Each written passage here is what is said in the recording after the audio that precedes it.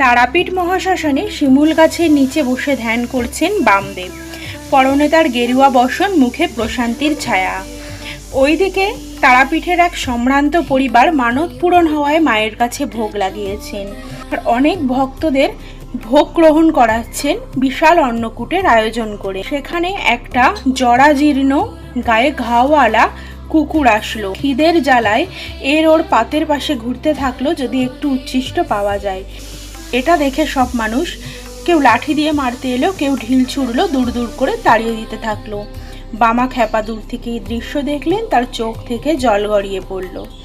তারপর তিনি উঠে এলেন আর সব ভক্তদের মাঝে বসলেন যেখানে সবাই ভোগ গ্রহণ করছিল।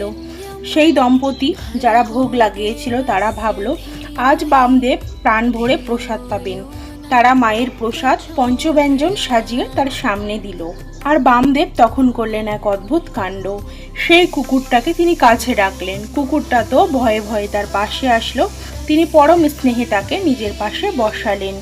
তারপর নিজে হাতে প্রসাদ মেখে এক গ্রাস নিজের মুখে তুললেন, আর এক গ্রাস সেই কুকুরটির মুখে তুলে দিলেন।